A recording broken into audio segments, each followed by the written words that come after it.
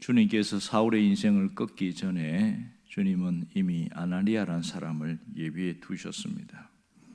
여호와는 은혜로우시다 이런 뜻을 가진 아나니아는 역시 주님께서 사울에게 은혜를 베푸는 도구로 사용하신 것을 알 수 있습니다. 이 아나니아는 특별히 주님의 제자요, 기도하는 사람이요, 경건한 신앙인이며 칭찬받는 사람이었습니다. 그런데 주님께서 아나니아에게 불러서 시킨 일이 무엇입니까? 그것은 11절입니다. 오늘 직가라는 거리로 가서 여기에 사울을 찾으라 이런 얘기를 하고 있습니다. 그러면서 사울의 고향이 어디인지를 주님이 직접 이야기하고 있습니다. 그는 길리기아 다소 사람이다 이렇게 말합니다. 이 길리기아 다소는 소아시아 지역에 있는 곳인데 상당히 이곳은 유명한 곳입니다. 일단은 유대인들이라고 그러면 길리기아 다소 사람 하면 남다른 세계관과 높은 학식을 겸비할 수 있는 그런 조건을 갖춘 곳이라는 걸 알 수 있습니다. 사울 자신도 자기가 다소 출신이라는 것에 대해서 상당한 자부심을 갖고 있는 그런 면입니다. 그런데 직가라 하는 거리로 가라 이렇게 이야기합니다. 상당히 낯설고 생소할 수 있는 부분이 직가입니다. 직가는 뭐냐? 곧은 길 이런 뜻입니다.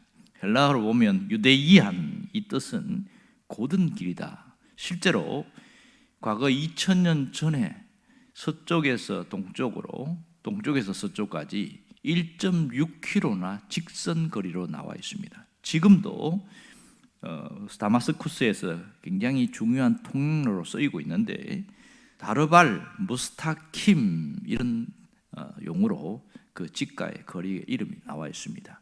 지금도 그 길이 2000년이 지났는데도 똑같이 쓰이고 있습니다. 당시 다마스쿠스의 구불구불한 길이 얼마나 많았겠어요. 그리고 많은 사람들이 그리 통행하는데 이 주님이 직가로 가라고 하고 있는 것도 보면 굉장히 특이한 상황인 것을 알 수 있습니다. 거기서 유다의 집에 가서 사울에게 안수하라 이런 얘기를 하고 있습니다. 우리가 눈여겨볼 것은 왜 직가라는 거리로 가라고 주님이 직접 말씀하셨는가 하는 겁니다. 이 직가라는 거리는 굉장히 유명하고 익숙한데 사울의 입장에서는 자신이 눈이 가린 채 가기 때문에 잘 몰랐을 거예요. 다메섹 입구에서 이 먼 거리를 사람들의 손에 이끌려서 왔을 때는 뭐가 뭔지 몰랐다가 아마도 눈을 뜬 이후에 그 거리를 봤을 때에 가히 탄성을 찔렀을 가능성이 많습니다. 이 길처럼 주님께서 내 마음을 뚫어주신 그런 감동이 있었을 거예요. 아나니아 역시 자신이 이렇게 주님의 지시하심을 따라서 왔는데 여기가 주님께서 한 사람을 구원하는 그 구원의 직가라는 것을 직감할 수 있었고 그곳에서 하나님의 은혜가 임하는 그 은혜의 직가라는 것을 깨닫게 되었습니다. 놀라운 것은 이것을 통해서 우리에게 주시는 영적인 의미가 있습니다. 그것은 직가는 곧 곧은 길을 말하는데 바로 예수 그리스도를 상징하고 있다는 것을 알아야 합니다. 이런 면에서 예수 그리스도는 내 인생의 직가다, 곧은 길이다 그렇게 말할 수 있겠지요. 사실 신앙생활은 예수 그리스도 없이 신앙생활을 한다는 것은 빈 껍데기밖에 안 될 겁니다. 그리스도를 통해서 거룩하신 하나님께 나아가고 그리스도를 통하여 하나님의 은혜가 임하고 오직 그리스도에 대한 믿음이 우리의 삶으로 나타나는 것이 신앙생활입니다. 어찌 보면 티끌보다 못한 우리가 예수 그리스도를 통해서 개인적인 관계를 맺게 되어지고 그 관계를 통해서 믿음의 삶이 계속 이어지게 됩니다. 이것은 곧 하나님과의 친밀한 관계로 이어진다는 것을 우리는 너무나 잘 알고 있습니다.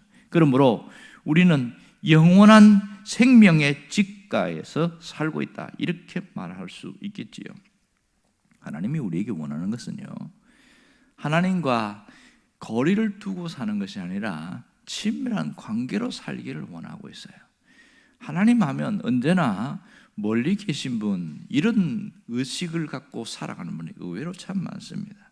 그러나 어떤 분들은 하나님은 가장 가까이 계신 분, 친밀한 관계로 유지하는 사람들도 굉장히 많습니다. 무엇이 이렇게 바꾸어 놓았을까요? 그것은 그가 신앙생활을 할 때에 하나님에 대한 이미지 때문에 그렇습니다. 어떤 분은 하나님에 대하여 아는 것을 신앙으로 그렇게 생각합니다. 하나님은 창조주시고 전능하신 하나님이시고 무소부재하시고 무엇이나 할 수 있는 능력이 있는 분이고, 이렇게 하나님에 대해서 성경에 나온 것을 많이 아는 것을 통해서 자신은 하나님에 대해서 너무 잘한다, 이렇게 생각하고 있어요. 자, 알듯이 아는 것과 경험하는 것은 같습니까? 다릅니까? 확연하게 다릅니다.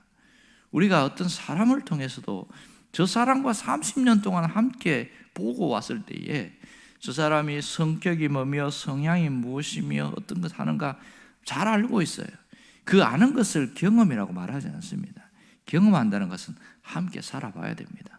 어떤 분이 그렇게 이야기하더만요. 옆에 있는 이웃집 아저씨가 참 다른 사람들 인사도 잘하고 상당히 공경하고 베풀기도 하고 그러니까 옆에 있는 너는 참 좋겠다, 어떻게 저런 사람하고 사냐 그랬더니 네가 살아봐야 되지 안 살아보면 모른다는 거예요. 살아본다는 건 뭡니까? 이것을 경험한다는 뜻이거든요. 그래야 살아보면 거기서 엄청난 단점이 있는데 그런 것을 품고 가는 것이 경험인데, 하나님에 대한 것도 그래요. 알기만 하면 항상 멀리 계신 분이에요. 그리고 또 그 반대로 심판하는 분, 죄에 대해서 잘못을 지적하는 분, 항상 무서운 거예요. 이 사랑의 하나님이라고 생각하면서도 의식 속에는 무서운 하나님이 훨씬 큽니다. 그러다 보니까 하나님은 멀리 계셔야 내 마음이 편해요. 가까이 있으면 부담스럽고 불편합니다. 이것이 아는 것과 경험한 것의 차이입니다. 그러나 하나님이 우리에게 원하는 것은 친밀해지기를 원하고 있습니다. 왜 그럴까요? 하나님과 친밀해지면 우리가 어떤 면에서 부담스러울 수 있는데 왜 그럴까요? 친밀해지기를 원하는 것은 함께 하려고 하는 것이고 책임지려고 하는 것이고 도와주려는 것이 강하기 때문에 그렇습니다. 부모와 자식 간에도 거리가 멀리 있는 사람은요, 관계에서 그냥 어느 정도 거리만 두기 때문에 중요한 부분은 따로따로 살아갑니다. 그러나 친밀한 사람은 서로 유대감이 깊기 때문에 함께하고 같이 하고, 그래서 서로 의지하게 되어지고 마음과 마음을 나누는 그런 상대가 되어집니다. 부부관계도 마찬가지고요. 그냥 사는 사람과 친밀한 것은 확실히 다릅니다. 여러분, 종교생활과 신앙생활을 어떻게 구분한 줄 아세요? 바로 이겁니다. 친밀함이 있느냐 없느냐, 그것을 가지고 종교생활과 신앙생활을 구분합니다. 여러분, 종교생활은 의무와 책임만 있으면 돼요. 내가 하나님을 위해서 뭔가를 하고 하나님을 위해서 뭔가 어떤 노력하고 이 정도까지만 하면 내가 잘했지 않느냐. 그래서 의무와 책임만 있어요. 그래서 다른 것은 필요 없는 거예요. 그러나 신앙생활은 의무와 책임을 넘어서 서로 교통하는 관계, 마음을 나누는 관계가 신앙생활입니다. 이 종교생활과 신앙생활을 잘 안다면 종교생활의 그 껍데기를 던져버리고 진정한 신앙생활의 세계에 들어서려고 하는 것이죠. 알듯이 잘 사는 사람들 중에서도 보면 무늬만 부부인 사람 참 많지요. 의외로 참 많습니다. 무늬만 부부라는 것이 뭘 이야기합니까? 그냥 함께 살긴 살고 밥만 먹고 하지만은 마음을 터놓고 대화하거나 자기 깊은 속마음을 함께 공유하면서 서로 의지하고 그렇게 살지 않는다는 거거든요. 이 무늬만 부부가 바로 종교생활입니다. 신앙생활은 서로가 통하고 통하는 상관계에서 이어지는 것이죠. 그런 가운데에서 참 가정이라는 것이 좋다, 그 신앙생활이 참 좋다, 이렇게 표현되어지거든요. 이것의 비밀을 모르면 20년, 30년을 교회를 왔다 갔다 해도 여전히 종교생활의 문턱을 넘지 못하는 사람이 상당히 많습니다. 오늘 우리는 인생을 살면서 행복과 가치가 어디에 있느냐? 진정한 신앙생활 안에서 나타난다는 것을 알아야 합니다.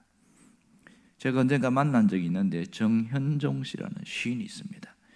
이분이 쓴 시 중에서 모든 순간이 꽃봉오리인 것을, 이런 시가 있어요. 그 내용이 참 그 가슴에 와닿게 하는 그런 이야기가 많습니다. 그 내용은 이렇습니다. 나는 가끔 후회한다. 그때 그 일이 노다지였는지도 모르는데, 그때 그 사람이, 그때 그 물건이 노다지였는지도 모르는데 더 열심히 파고들고 더 열심히 말을 걸고 더 열심히 귀를 기울이고 더 열심히 사랑할 걸. 반벙어리처럼 기머거리처럼 보내지 않았는가. 우두커니 서서 내 열심 따라 피어날 모든 열심의 순간순간이 사랑이었다면 얼마나 좋았을까. 그러면 모든 순간이 닿아서 꽃봉오리가 될 것을, 내 열심을 따라서 그날 꽃봉오리가 피어날 것을, 그래서 자기 삶에 대한 것을 아마 시로 성찰한 것 같은데요. 삶의 순간순간을 돌아보면서 어쩌면 그 순간들이 아름다운 꽃을 피울 수 있는 기회였었는지도 모른다. 그러면서 삶에 대한 아쉬움을 토로하는 그런 시였습니다. 어찌 보면 우리가 매 순간이 꽃봉오리가 아닌 순간이 없을 수 있습니다. 왜 모릅니까? 깨닫지 못하고 귀한 줄 모르고 소중한 줄 모르니까 시간이 지난 다음에 후회하는 것이죠. 하지만 우리가 중요한 것은 예수 그리스도를 통하여 나아가게 될 때에 우리가 그 눈이 열린다는 것입니다. 또 때로는 보면 비바람에 꺾이지 않을 수도 있고 한파에 얼어 죽지 않을 수 있는 것은 그분의 보호막이 있기 때문에 그렇습니다. 우리가 무슨 결단을 해야 할까요? 이제는 예수 그리스도의 직가 위에서 살아가는 그런 인생이 되기를 결단하기를 바랍니다. 내 인생은 예수 그리스도의 직가 위에서 꽃봉오리를 피우겠다. 그런 사람에게는 놀라운 일이 있습니다. 똑같이 살아도요, 인생의 폭풍과 가뭄과 한파에서 절절히 헤매는 사람이 있어요. 꽃봉오리를 피울 수 있음에도 불구하고 꺾이고 메마르고 얼어 죽는 그런 삶이 있다는 거예요. 왜 그런 삶을 삽니까? 그것은 예수 그리스도의 직가 위에서 살아가는 그런 인생이 아니기 때문에 그런 거죠. 우리가 얼마든지 그 주님과 함께 할 때에 아름다운 진리의 꽃, 생명의 꽃으로 꽃을 피울 수 있다는 것을 믿기를 바랍니다. 여러분, 우리 가운데 펼쳐진 직가가 보이고 있습니까? 혹시 예수 그리스도와 함께하고 있다면 나는 그리스도와 함께하는 직가로 가고 있다는 사실입니다. 그러려면 그릇된 길을 버리고 예수 그리스도와 함께하는 직선의 거리로 나아가기로 선택해야 합니다.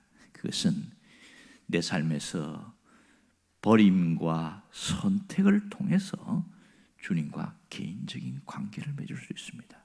언제나 우리는 내가 원하는 것을 선택하게 되어지면 그리스도와 함께하는 직가의 거리로 갈 수가 없습니다. 그러나 버림과 선택을 통하여 우리는 온전히 이렇게 나아갈 수 있습니다.